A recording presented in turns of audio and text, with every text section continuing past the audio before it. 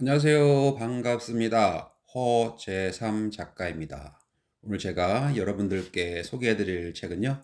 정재영 작가님이 지은 말투가 고민이라면 유재석처럼 이라는 책입니다. 부제는 대한민국 누구에게나 호감받는 말 기술.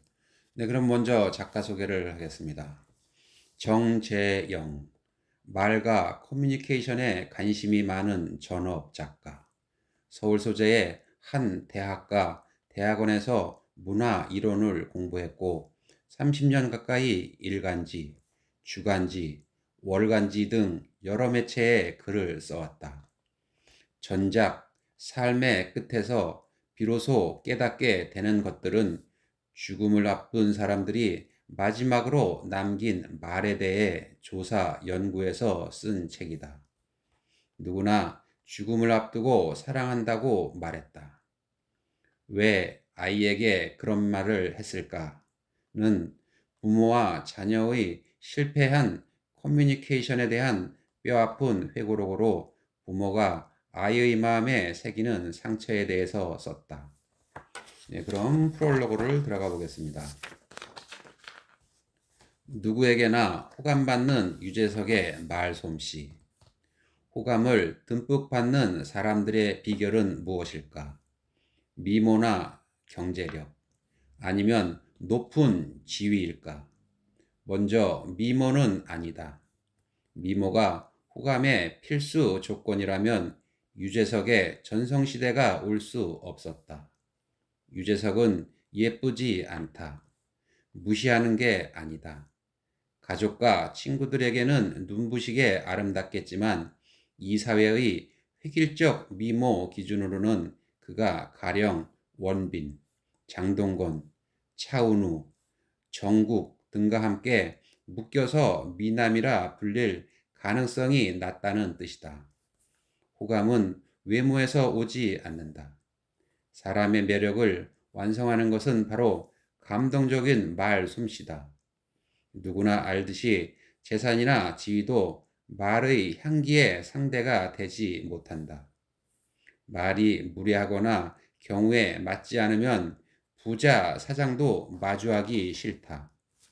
결국 감동적으로 말하는 사람이 가장 큰 사랑과 호감을 받는 법인데 바로 유재석이 본보기다. 여기서 가설이 하나 성립된다. 우리도 유재석처럼 말하면 매력적인 존재가 되어 호감을 얻게 될 것이다. 그는 어떻게 생각을 하고 어떤 말을 하고 있을까? 유재석은 무엇보다 경청의 전문가다. 그처럼 따뜻하게 공감하고 위로하고 응원하는 사람은 세상에서 찾기 힘들다. 유재석은 또한 스스로를 객관화한다. 자기 사고의 불완전성을 전제로 내걸고 말할 줄 안다. 유재석은 고급스러운 언어 기술도 갖고 있다. 그는 함축과 대조와 비유에 능하다. 패러프레이즈와 메타 커뮤니케이션 능력도 수준급이다. 오랜 기간 고독하게 수련해서 체득한 것이 분명하다. 유재석은 또한 무턱대고 겸손하기만 해서는 안 된다는 것도 보여준다. 그는 당당하다. 겸손하지만 자신을 밑바닥까지 낮추지도 않는다. 그는 언제나 떳떳하게 자신을 보호할 줄 안다. 나열하다 보니 유재석에게 보내는 찬사 같지만 이 책의 목표는 그것이 아니다. 이 책은 말투 때문에 고민하는 우리 모두를 위한 것이다. 아무리 달변가라도 말은 무섭다. 그럴 수밖에 없다. 말을 뱉는 건 모험이기 때문이다. 나의 선량한 말마저도 나와 상대의 관계를 해칠 수 있다. 가령 진심 어린 위로가 때로는 친구의 자존심을 다치게 할 때가 있다. 또 내 입에서 나온 어떤 말은 나를 평생 후회하게 만든다. 말은 위험하다. 그래서 입을 떼기가 무섭고 누구나 말 고민에 빠져 산다. 유재석이 완전한 언어 능력의 소유자는 아니겠지만 언어 사회성은 최선에 가깝다. 모두가 인정하듯이 사람들을 행복하게 만드는 그의 기술은 특별하다. 그는 대화 파트너에게 공감하고 기분 좋게 질문하고 정신없이 웃긴 후에 호감을 잔뜩 털어간다. 누구나 꿈꾸는 언어 능력이다. 미모와 지위 같은 희소 자원이 풍족한 이들도 몰래 선망하는 말 기술이다. 유재석의 말은 무해하고 다정하고 기분 좋다. 그걸 배우자는 게 이 책의 목표다. 책의 일부는 유재석 이외의 스타들 덕분에 채웠다. 펭수, 아이유, 유희열, 김이나, 이효리, 윤여정 등 많은 대중 스타가 길고 짧게 등장한다. 분량과는 무관하게 그들의 언어 능력은 대단하다. 귀 기울여 들으면 지적이고 감각적인 그들의 말솜씨에 탐복하지 않을 수 없다. 말솜씨와 말투가 걱정이면 TV 앞에 바짝 붙어 앉자. 하루 종일 스타들이 말을 쏟아낸다. 그들은 존재 증명과 성공을 위해 절치부심 언어 능력을 갈고 닦아왔다. 좌절과 상처 속에서 자존감을 지켜낸 내공도 언어에 다 녹아있다. 훌륭한 언어 교사들이 다른 곳이 아닌 바로 우리 집 TV 속에 다 모여있다. 우리는 그들의 말솜씨를 관찰하고 분석하고 기억만 하면 된다. 이 책이 제법 괜찮은 가이드가 될 것이다. 그럼 목차를 한번 보겠습니다. 1장 누구와도 말이 잘 통하는 비결 이해와 공감 2장 나를 보호하면서 말하려면 3장 상대의 마음을 여는 칭찬과 질문 4장 내 말이 존중받지 못해서 고민이라면 5장 하하 호호 유쾌한 대화를 하려면 6장 영원히 잊을 수 없는 말을 하려면 네, 그럼 본문으로 한번 들어가 보겠습니다. 1장 누구와도 말이 잘 통하는 비결 이해와 공감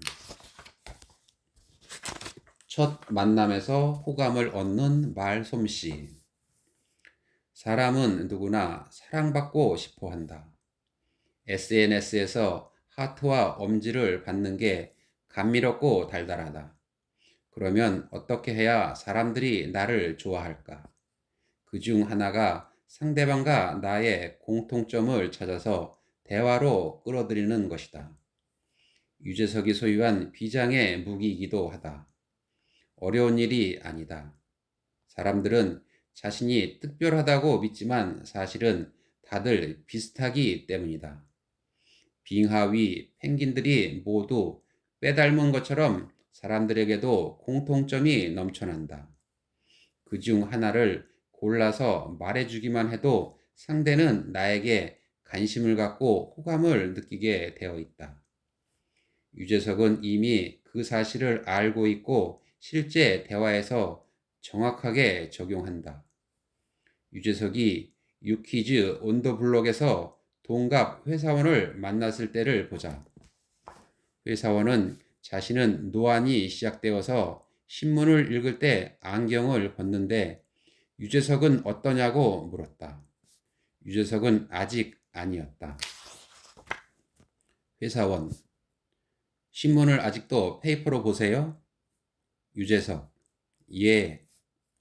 회사원 손으로 안경을 들어 올리고 이렇게 보세요? 유재석 아니요.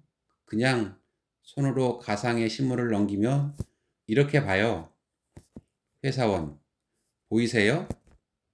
요즘 제가 제일 힘든 게 노안이에요. 유재석 아 여기서 유재석은 뭐라고 덧붙였을까? 1. 아 저는 아직 노안이 안 왔어요. 2. 아 저도 곧 오겠죠. 1은 당신은 벌써 노안인가요? 나는 아니에요 라는 의미다. 차이를 강조하는 말이다.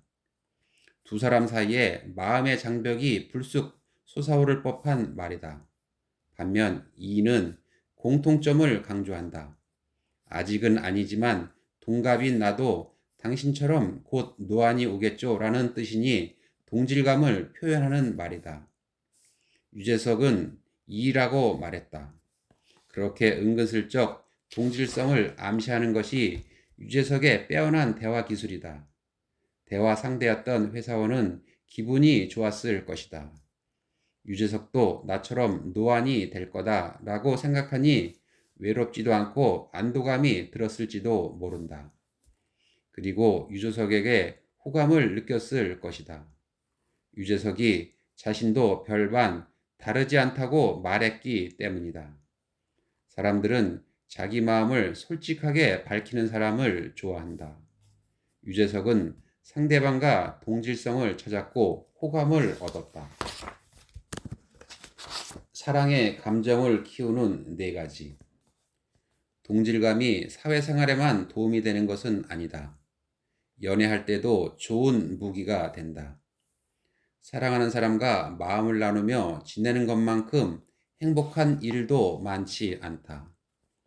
동질감이 그걸 가능하게 한다. 물론 동질감 하나만으로는 안 된다. 동질감은 사랑을 키우는 4가지 요소 중 하나다. 미국의 사회 심리학자 엘리엇 애런슨이 정리하기로는 외모, 근접성, 능력, 동질감이 사랑의 감정을 일으킨다. 짧게라도 하나하나 살펴보면 유익하면서도 재미있다. 사랑의 감정을 일으키려면 우선 외모가 뛰어나면 된다. 외모가 사랑의 첫 번째 계기다. 성별을 떠나 매력적인 외모에 끌리는 건 막을 도리가 없다. 하지만 반대도 성립된다. 아름다워야 사랑하게 되지만 사랑하면 아름다워 보이는 것도 사실이다. 누구나 경험하듯이 사랑은 착시를 일으켜서 나의 연인이 세상에서 가장 매력적으로 보이게 한다. 결론은 절충적이다. 외모가 중요한 것은 사실이지만 빼어난 외모가 아니더라도 얼마든지 서로를 사랑할 수 있다는 말이 된다. 사랑의 2번째 요소는 근접성이다. 공간적으로 가까이 지내는 사람을 좋아할 확률이 높다는 것은 해외의 여러 연구에서 확인된 사실이다. 가깝다는 건 같은 공간을 공유한다는 의미다. 가령 같은 동네에 살거나 같은 건물에서 근무하거나 같은 학교를 다니면서 자주 만나는 것이 사랑의 호 조건이 된다. 왜 그럴까? 만나기 쉽기 때문만은 아니다. 노출 빈도 자체가 감정에 큰 영향을 끼치기 때문이다. 자주 만나면 단점보다는 매력에 주목하게 된다. 처음에는 싫었던 노래도 반복해서 들으면 괜찮게 들리는 것과 같은 이치다. 내 연인이 될 후보자는 내 주변을 서성인다. 등잔 밑에서 사랑을 찾아야 하는 이유다. 전현무가 약점을 드러내는 이유. 3번째로 능력이 사랑의 감정을 싹 틔운다. 스마트하고 지식이 풍부한 사람은 매력적이다. 또 의사결정과 문제 해결 능력이 뛰어난 사람도 인기가 높다. 그렇게 실력 있는 사람들이 사랑과 우정을 얻는 데 유리하다. 그런데 역설이 있다. 특별하게 능력이 뛰어난 사람은 오히려 비호감의 대상이 된다. 도저히 접근할 수 없이 완벽하게 빛나는 사람은 오히려 사람을 숨막히게 한다. 특히 자신과 같은 분야에서 지나치게 뛰어난 능력을 발휘하는 이성은 오래 사랑하기 어렵다. 그렇다면 능력이 출중한 사람은 사랑의 기대치를 낮춰야 하는 걸까? 물론 아니다. 방법이 있다. 실수를 하고 어수룩한 모습을 노출하는 것이다. 가령 알베르트 아인슈타인이 대중적으로 인기가 높은 이유는 그가 천재여서만은 아니다. 자기 집 주소를 잊어버리는 등 터무니없는 허점도 자주 보였기 때문에 그는 친근한 존재가 되었다. 커다란 덩치의 격투기 선수가 강아지 앞에서 겁먹은 표정을 지으면 매력적이다. 젊고 아름다운 연예인이 몇 년 동안 외롭게 지낸다고 고백하면 어쩐지 호감이 생긴다. 인간적인 면모와 빈틈을 노출해야 사람들이 좋아한다. TV에서도 비슷한 사례를 볼 수 있다. MC 전현무가 책 읽어드립니다에서 자신의 책장을 공개했을 때다. 책도 많았고 유명한 책도 곳곳에 보였다. 그런데 전현무가 자백했다. 어떤 책은 2권씩 구입했다고 말이다. 이미 샀다는 사실을 잊고 또 구입했던 것이다. 자기 책장을 촬영한 화면을 보면서 전현무가 말했다. 전현무, 팩트플리스 2권 있는 거 보여요? 산 줄 모르고 또 산 거예요. 호모데우스와 다른 수필도 2권씩 있어요.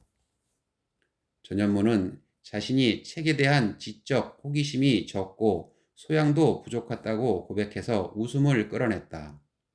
그런데 실은 전현무가 지식과 동떨어진 사람은 아니다. 언론사 여러 곳에 합격한 이력이 있으니 특히 글쓰기 등 언어 능력이 뛰어나다고 추정할 수 있다.